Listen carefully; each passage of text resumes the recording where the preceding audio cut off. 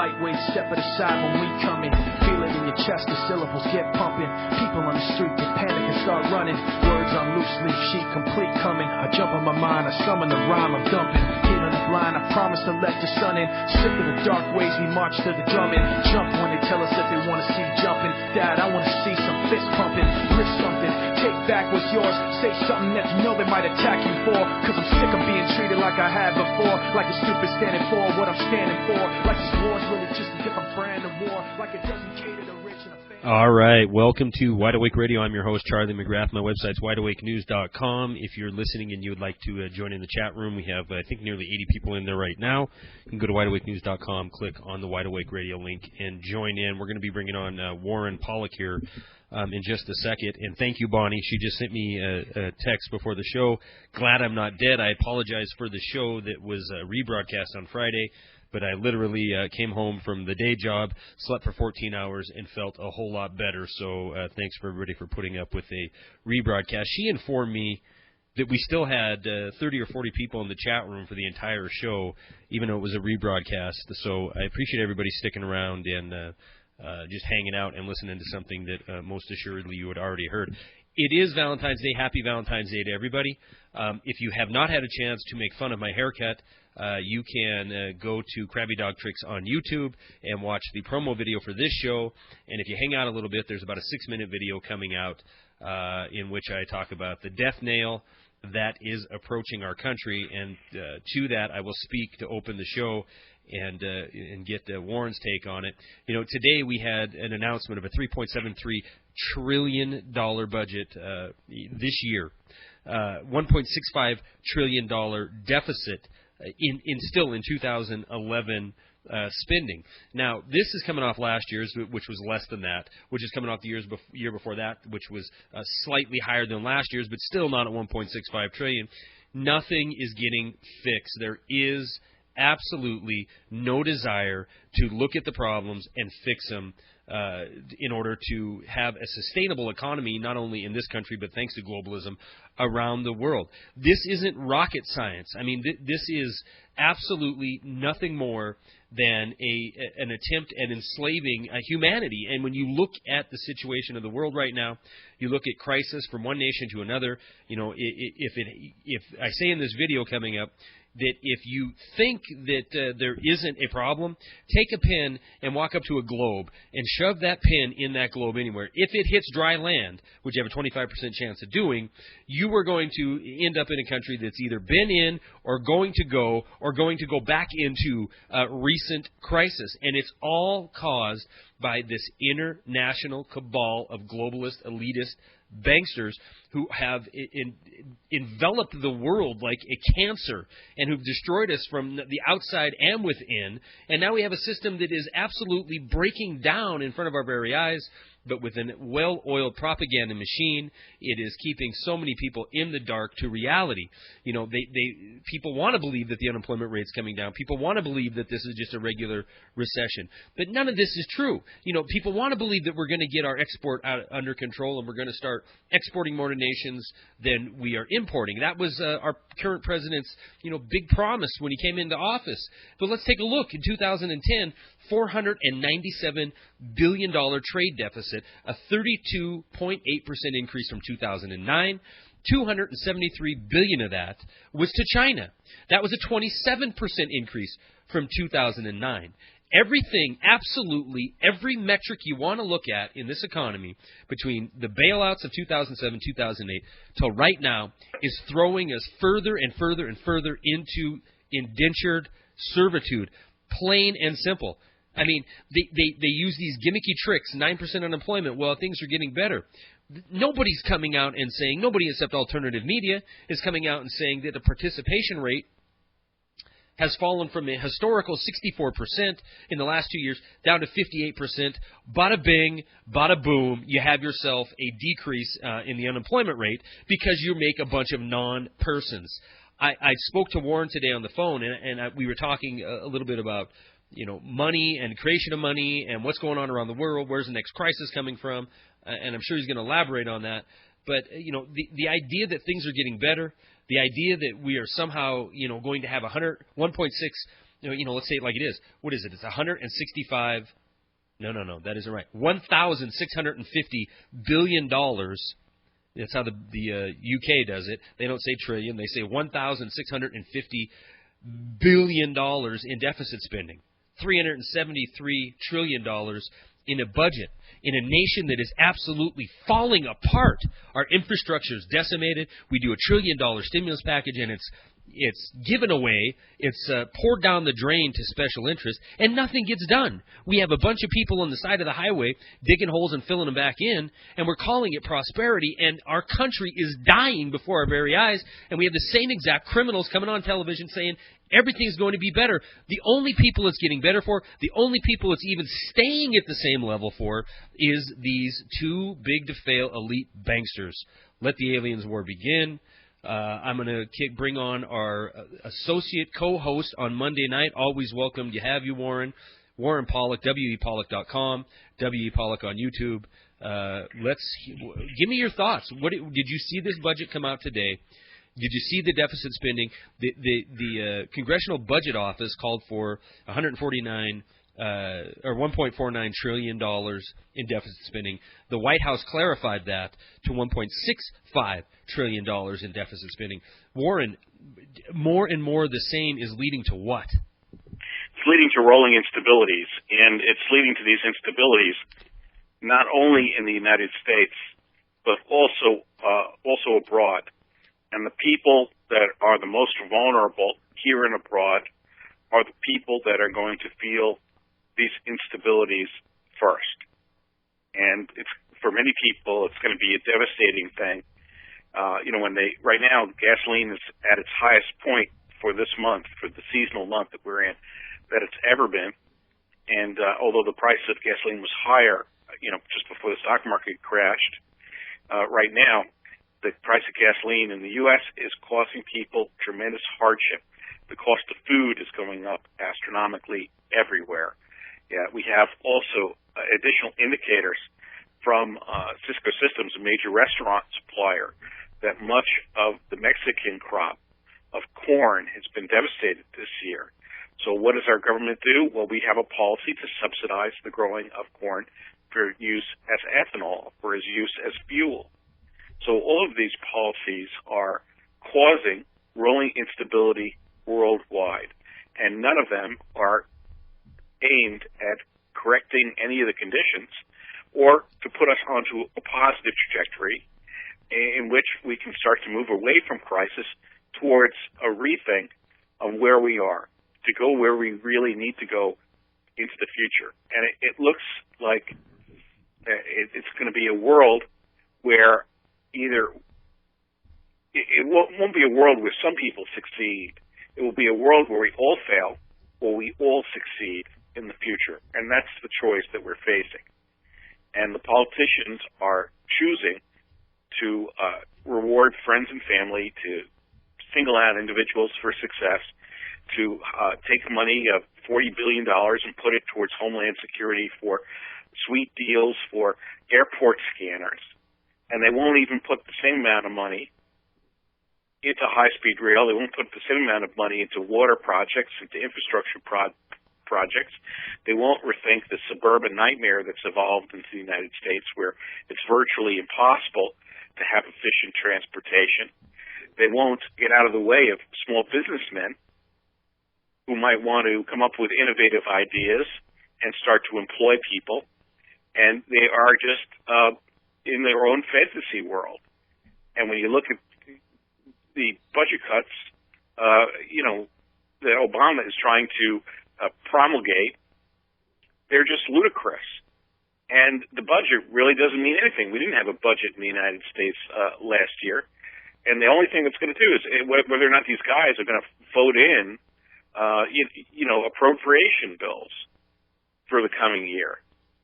And it looks like each party just wants to be the biggest, making the most noise. Oh, look, I'm sacrificing. Oh, look, I'm cutting. And none of these people are cutting anything. What they're doing is just adding to the destabilization, Charlie.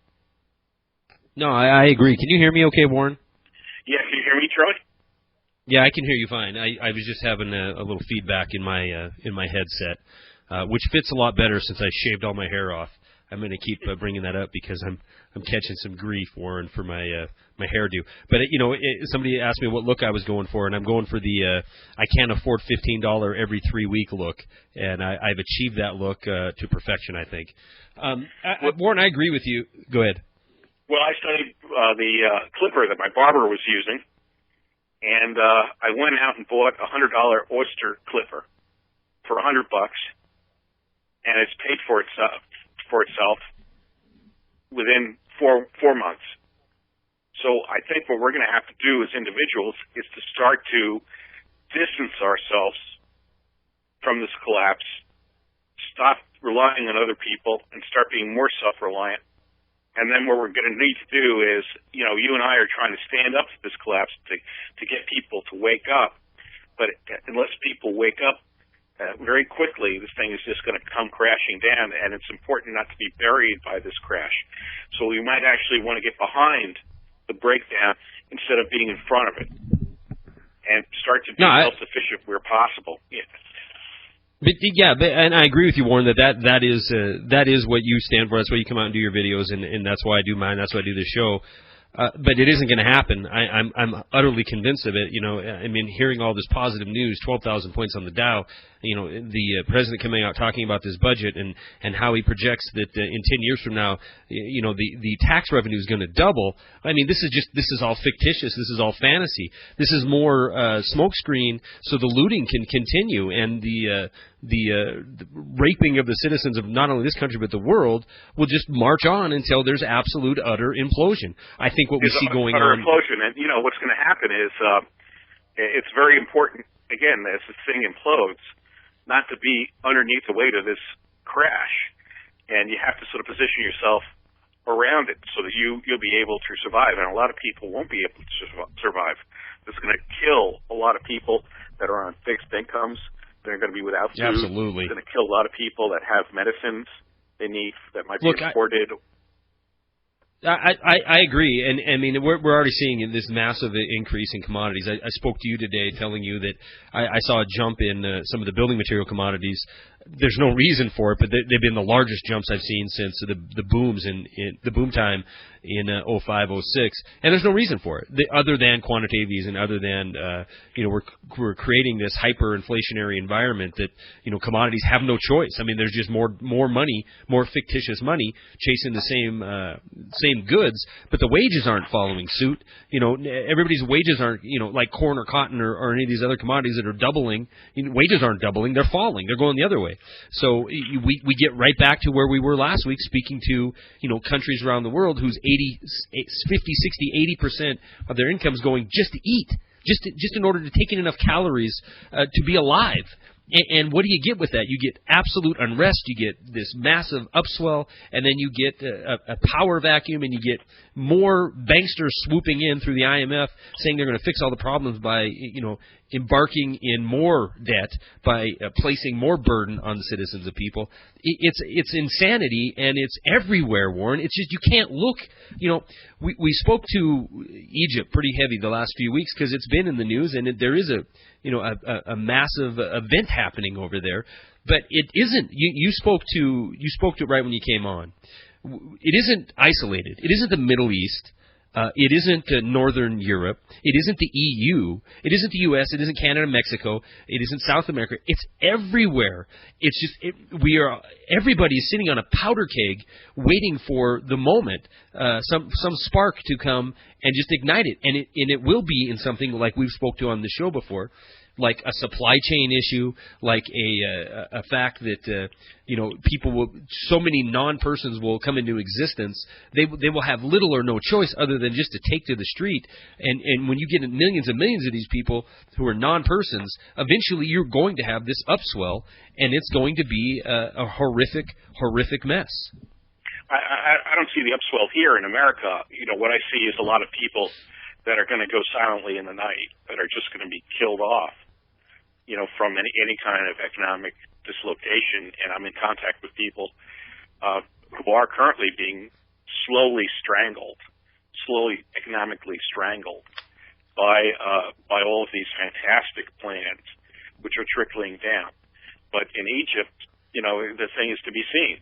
I mean, we had a guy that wasn't going to resign, and then he must have gotten a call in the middle of the night from President Obama saying that, we're not going to allow you to live unless you go and resign. So now that he's resigned, it leaves this tremendous vacuum in his wake, which is being filled by the military.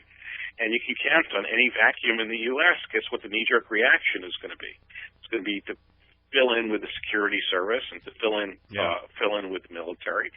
And we're going to be in a situation where no one is funded, where people who are retirees are no longer funded, with the military is no longer funded, with the police are no longer funded, and you're going to be in a breakdown crisis in the United States. And, and a lot of people who are, survivalists are going to find out that they couldn't have planned for the ramifications of this contingency.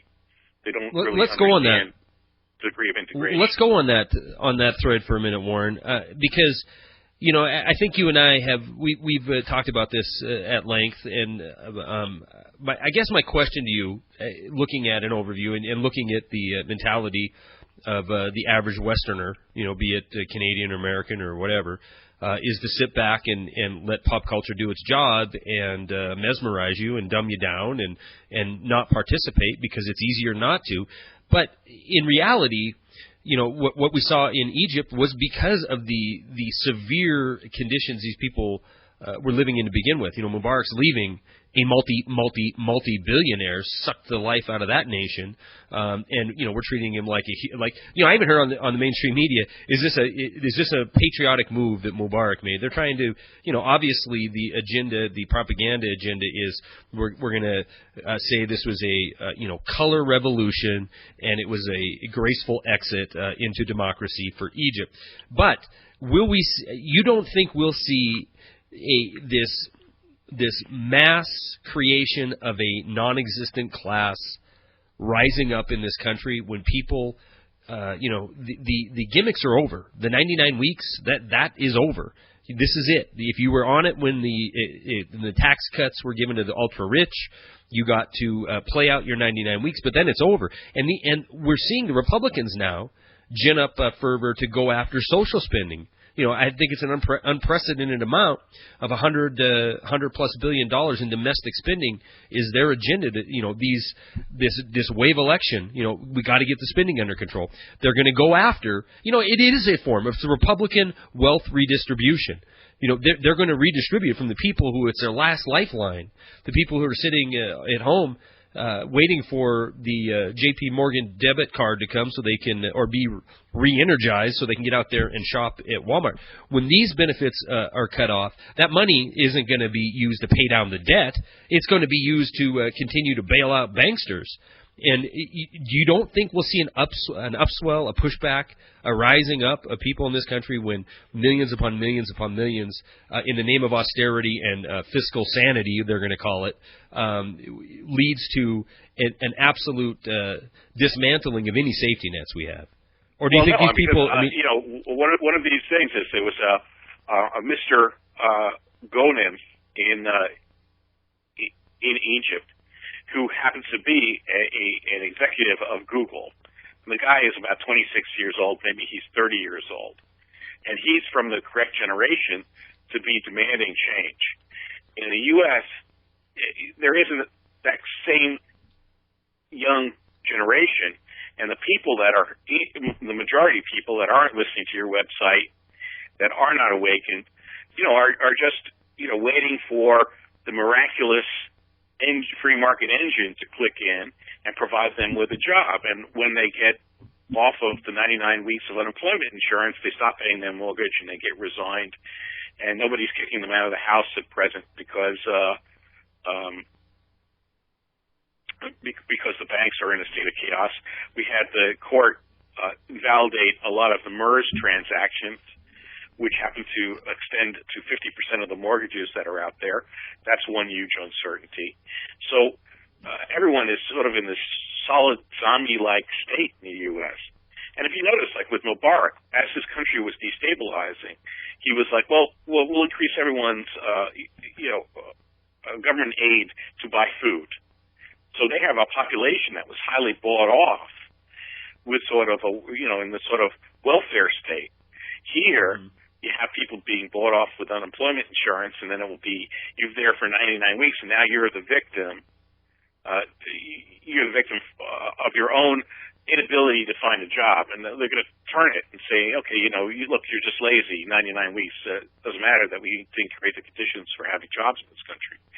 What we have set the conditions for is globalization, and in globalization, in a free market globalized world, your labor isn't worth very much, and your building supplies you were talking about, Charlie, they're worth what someone else will pay for it.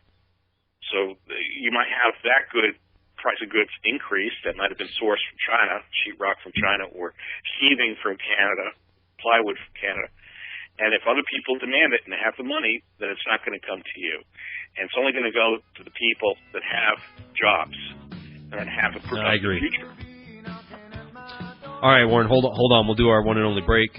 We do have a Yaki asked. I'm sorry if I only wrote part of your name down. A really good question that I want to ask on the backside of this break. We'll also take calls 877-342-6673. We'll be right back with W.E. Pollock from YouTube, Warren Pollock, and more Wide Awake Radio right after this.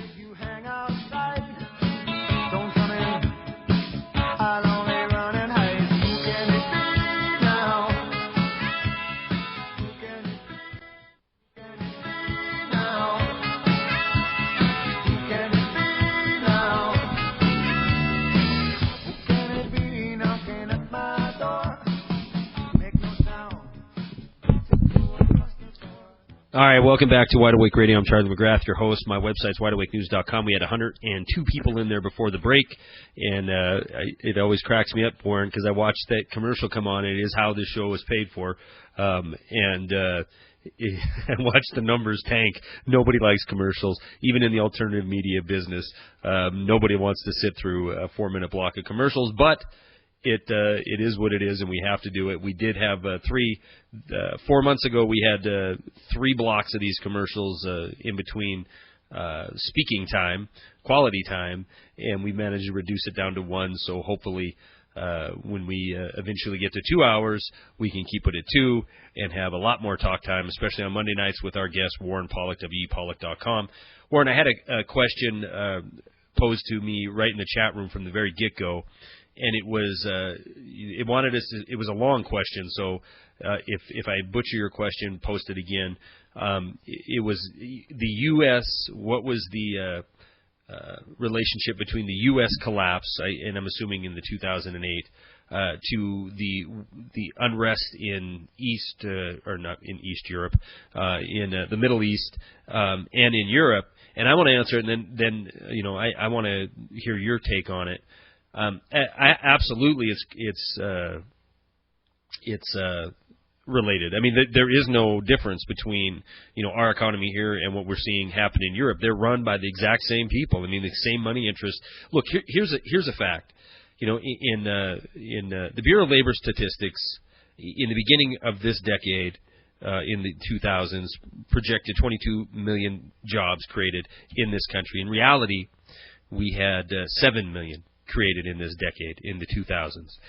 In companies that are based in the United States but have affiliates overseas, their employment increased 30%, while ours fell 8%.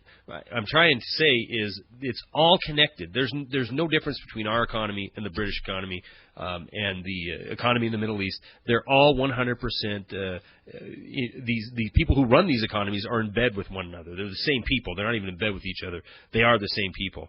So when we see an attempt by our Federal Reserve Chair to go out and commence in monetary policy by cranking up the printing presses and shoving more dollars into our system because he's saying we don't have any inflation in this country, obviously this is going to lead to an increase in price of food.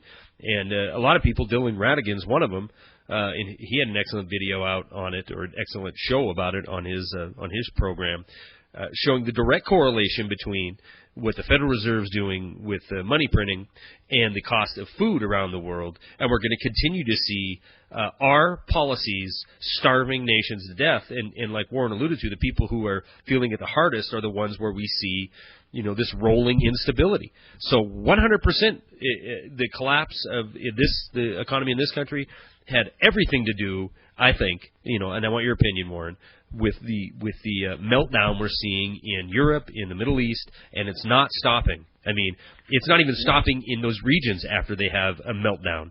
We see it, get combed over for a few weeks, unlike my hair, combed over because it's so short I can't comb it over. But we see it flaring right back up again. Ireland's a prime example. Protests there a few months ago because of this mandatory bailout. The top story right now I have at Wide Awake News is the Irish bailouts are a massive failure, so we're going to start to see unrest in Europe once again. And then that'll follow by more unrest in, fill in the blank. Warren, what's your take? My take is that this system that's been in place for a very long period of time is breaking. So we can either turn the clock back to the 1600s, or we could just turn the clock back to post-World War II. So we could say that the apex of U.S. Lifestyle was somewhere, after World War II. We had a single bread earner. We had most of the world's manufacturing capacity. We were an oil exporter, and we had captured or developed tremendous amounts of technology. So where are we by those same metrics today?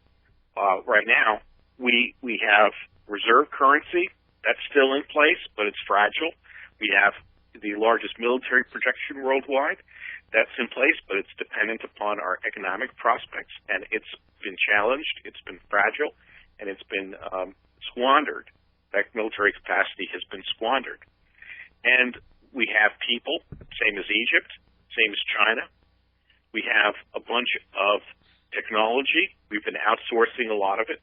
And when you think about it, we don't really have very much for us to differentiate between ourselves and other people around the world. We don't have a lot of natural resources of very high grade that remain in the United States. I mean, we have natural resources, but they're all lower grade because the easy stuff has been depleted. We have oil, but the easy oil has been depleted. We have agriculture, but that's been corporatized. So we have agriculture, which is very energy intense right now. It's intense from a genetic point of view. It's intense from an energy input point of view. So when you think about it, all things being equal, we're equal with other people worldwide. And if that's the case, we have no more differentiators. We don't have a monopoly on manufacturing. We don't have a monopoly on intelligence. We don't have a monopoly on currency anymore. That's failing. And soon we won't have a monopoly on military power. So with that, our standard of living declines. And we don't have a policy that points us in the future. We have no coordinated planning. Right now we have politicians and it's one brand of looting and versus another brand of looting. We don't have a news media.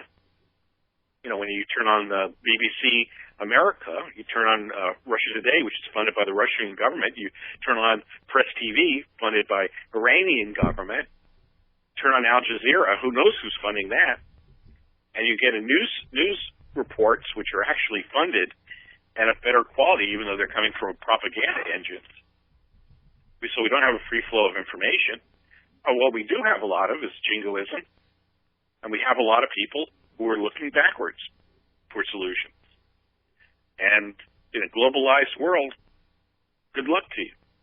Good luck to you. I mean, it would be helpful if we had a policy that would rebuild industry in the United States, that would elevate our labor value. But that doesn't look to be happening at present. We just continue to roll backwards, and the politicians are becoming, they were already delusional, and they're becoming more delusional. I mean, what happened to I'll make 3 million jobs? Well, how is he going to make 3 million jobs? The statistics still show us losing jobs by 100,000 a month. So what are we going to do? We're going to we create jobs by we create jobs by cooking the books. We decide that the employment, the participation rate is 5 or 6% lower than it was 9 months ago, and then on paper that creates jobs. But it is all a massive con game to hide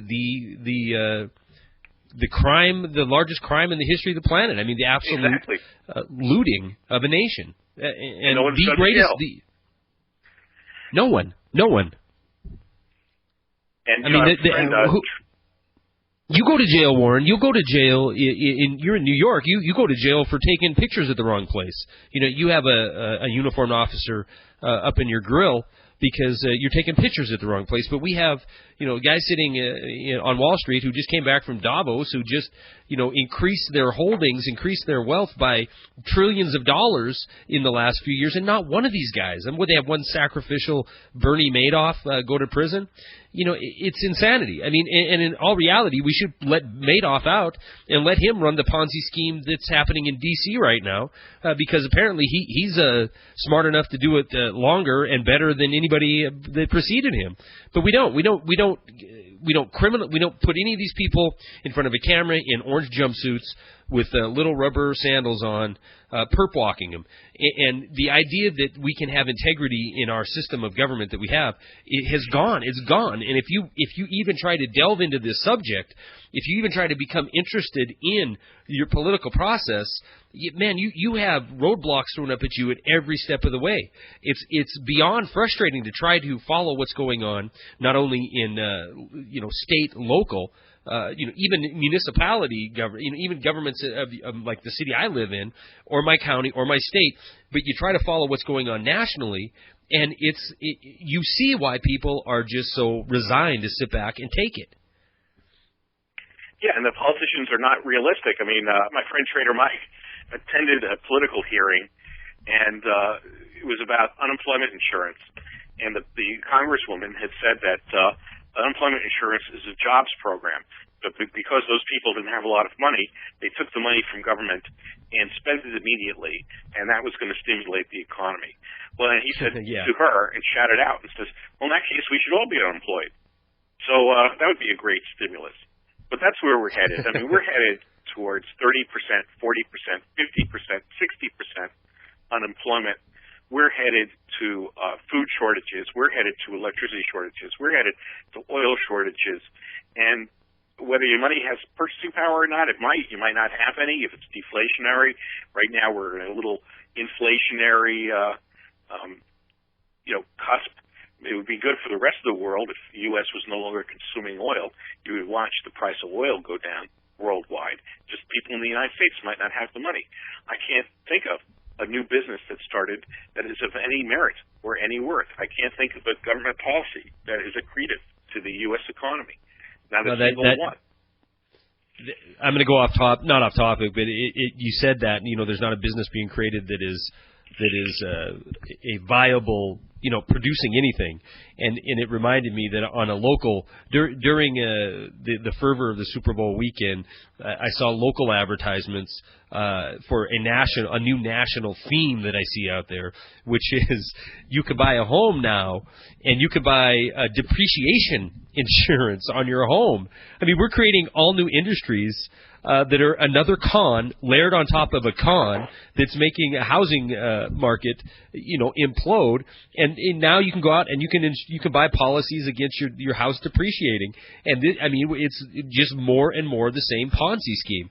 Yet when you talk about wanting to have any kind of infrastructure build out that's meaningful, or if you want to talk about having any kind of manufacturing base in this country that's meaningful, you're called I don't know, name it. You're called you want to go back socialist. Socialist, or you want to go back, we're a developed civilized nation and, manufacturing is for other people. Well, guess what? The other people are going to be the ones running the show pretty soon, and we're going to be the new third world that will be, the forgotten millions that will be looking for anything in order just to put food on their table. But here's the deal, Warren. I truly believe, and maybe I'm more conspiratorial in my train of thought than you are, but I can't help but think this every event we see, not just now in this country, but around the world, it seems, after following this so long, so contrived, so staged, that there's nothing else to call it other than a script that's being followed. Come in, you have the economic hitmen come in, and they've done it to country after country around the world. The biggest challenge was getting rid of this United States and their massive middle class that we had. The people, the majority of the nation could go to work, one family member, be it the husband or wife, go to work and provide for that entire family and have a better standard of living. It all had to be destroyed in order to centralize power and centralize wealth, and here we are. I mean, who thought that all these, tinfoil hat guys 20, 30 years ago had it right? Who thought not the Ron Paul, the Ross Perot followers who were talking about, building a shelter and storing up the peanut butter? I mean, you know what? They were right. I mean, because everything that was talked about then with the implementation of globalism and NAFTA and GATT, all of this is coming true. And now we're told we have a whole entire generation that doesn't know any different. They're tuned in, they're plugged into their, the iPad, iPhone, whatever, and they're just tuned out to reality. Pop culture is invading their mind, and they're all being told this is the way it's been forever, and this is the only way a civilized society could be. But it isn't. It's like a giant cancer on humanity, plain and simple. I think we'd be better off, Warren. I think we'd be better off to have an absolute meltdown. I mean, I would almost welcome some kind of crazy solar storm that fried all of our electrical systems, and we had to start over from scratch. Because, man, we're in a mess, and the people who got us here are the ones controlling the police state, who are the ones that are going to be utilized to keep big mouths like mine and yours down and out. This truly, we could be looking at the beginning of the end of humanity as we know it, and entering into the neo-feudal system that, man, I don't want to be around for that, Warren. Well, yeah, and you might not be, because the life expectancy is going to go way down. But what's so interesting is, I've done videos on Ross Perot and the presidential history of trade with China, and people Ross Perot saw it coming, and he decided to take the responsible tack. And he's saying, well, we're going to not have free trade, but we're going to, have a country with a high standard of living, and it's going to cost us some money up front. But in the long run, we'll be better off. But instead, we have a short-minded mindset in this country, and it was immensely profitable for us to outsource labor to China, and it was immensely profitable for us to mortgage our houses and to obtain goods. And people concentrated millions and billions and billions of dollars. But in the long term, it's a catastrophe for our economy, a catastrophe. So now you want to correct the condition of catastrophe, and you're facing all of the pre-programmed ideas of the past and the pre-programmed perceptions of what America is about. And the people are dumb from 2 points of view. They don't realize that they've been robbed. They don't realize it. They're not angry about it. And they have the illusion that they could be, success story in America. And the conditions just frankly aren't there for anyone to be successful in America. The conditions right now in America is that you're a tool of finance. You're going to buy a house and be an annuity for some bank. You're going to send your kid to college and be an annuity for some school. You're just a FICO score. It's what you are in America. And when that fails, the FICO system fails, which it's already failed. The annuitization of people, pension plans, they've already failed. What is your value now? It's worth nothing. You're worth the same as a guy in Egypt. Only you're too stupid to know to know what's been done to you. You're too stupid to know you're raped, and you're too stupid to know that the solutions are not in the past. So this gorilla of an economy and this gorilla of a political system, this gorilla of globalization, is going to fall right on you and your family, and it's going to crush you flat. And now if you want to be awake, the window is run out. Try not to let this gorilla fall on your family. Try not to get killed by it, because it's going to kill a lot of people. It's going to kill an awful lot of people. I mean, there's nothing I can do to wake Americans up. There's nothing, Charlie, I can't do anything to wake people up. Well, I don't know if that's true, Warren. I know there is a lot of people turning to alternative media. That is not made up. I mean, neither is the fact that the majority of Americans no longer trust their mainstream media. And it is interesting because I live in this alternative media world, but I also live in the real business world, and I see the opinions of, I guess, not awake people, I guess, that I deal with, for lack of a better term. More and more of them are coming to the reality that, it's all been a con job ever since the bailouts began. It's all been nothing but a snow job, and liberty is being usurped, and more people are anti-Patriot Act, and more people are anti-government spending and anti-keeping the too big to fails in one piece, and more people are anti-Fed. Unfortunately, Warren, it is far too little, far too late. How long this drags out, the crisis we are in, the current collapse we are in, before we hit rock bottom, is anybody's guess. I'm amazed, absolutely, utterly amazed that on Valentine's Day 2011, that we haven't seen more scenes in this country like we have seen now happening in Egypt. Not even scenes like we've seen happening in France and England and Ireland. We haven't had anything. We've had a few right-wing controlled protests headed by guys like Glenn Beck and Sarah Palin. But there's no outrage. They're just looking to manipulate people from the other perspective. They're looking to steal, rob, and rob as well. They're not saviors. These people are clowns. They'll tell you they're clowns up front. They don't have policies. They have jingoism to sell people. And they're dangerous. And they're not going to offer you solutions. They'll be Obama of a different flavor. At best. Or they'll be entertaining. They're pop culture. They'll be the reality TV of countries.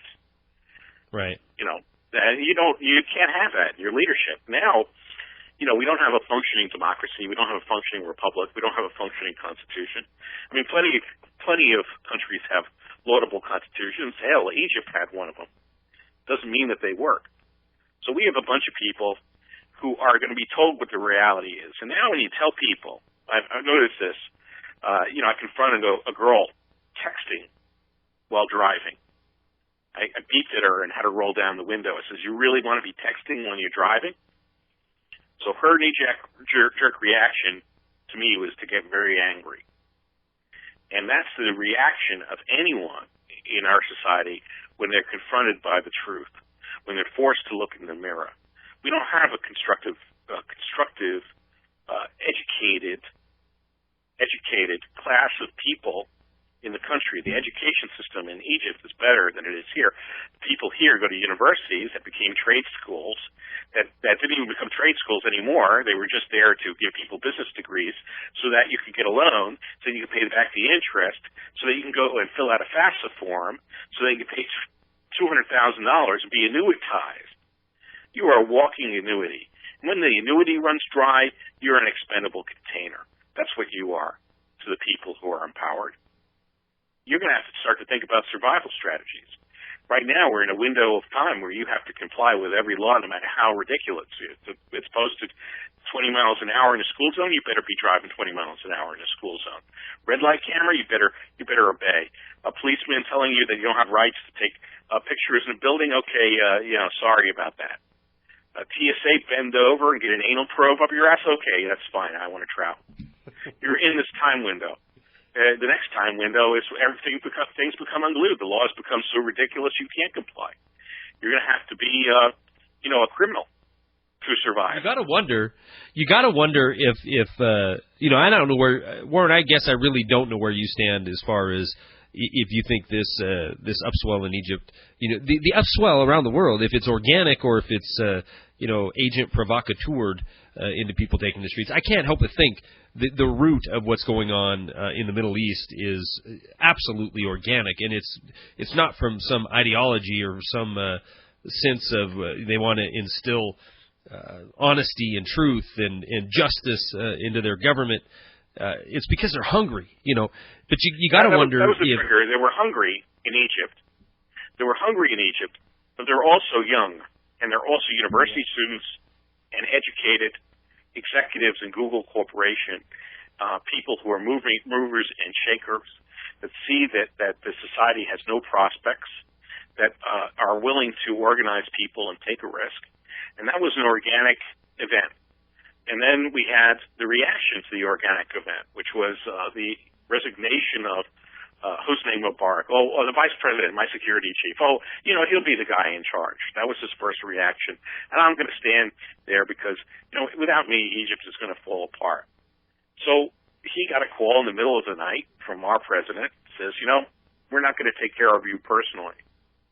You're dead unless you resign. And he resigned, and now the military is in control of Egypt. The stock market gets to rally and say that Egypt had a successful revolution. It's in the hands right now, the country of the military. What does the military start doing? Well, it starts to beat down on the protesters in Egypt, to be determined, to be resolved. Do you see a Che Guevara type of guy in Egypt? Do you see a Fidel Castro? Do you see a Mao Zedong? Do you see a revolutionary George Washington in Egypt?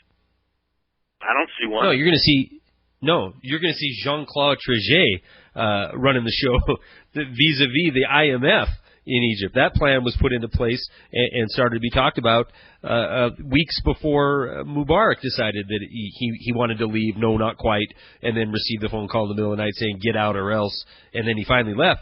But we'll have a bankster running that country. We'll have some puppet dictator be instilled through pop culture media. Of course, it'll look all the world like this guy will be of and by and for the people of Egypt. Maybe they're smart enough not to fall for that. I don't know, but it's the system of an economic hitman that is happening in Egypt that's going to make the people worse off than they were under a pseudo dictator Mubarak. Right, and we're under a pseudo dictator, and we have economic hitmen now, and the only thing that's stopping us from collapsing, as far as I'm concerned, is the billions of dollars that we spend on worldwide military projection. That's the only thing that stopped the reserve currency from collapsing, and that's the only thing to date which has been stopping the U.S. from shriveling down and collapsing upon itself. It's the only thing.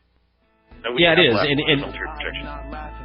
absolutely, and that time is running out, Warren, because it used to be once a quarter you'd see something in the news about China saying something about our currency, and then maybe another quarter later China and Russia saying something about it. But now we have the IMF is out hardcore to get rid of the dollar, and once the petrodollar's gone, once the reserve currency status is gone, once it's beat down into oblivion, America, those of you who are listening to me and don't believe this stuff, you better wake up, because when it's suddenly 80% of your income in order to feed yourself and your family, life is going to have a whole new meaning. And if you want to see what that meaning's like, look at the third world that we've been using their free labor on for the last 40 years under the name of globalization and under the name of a new world order, Warren. All right, Warren Pollock, thank you very much for joining me. Stay tuned. Jeff Rintz is coming up next.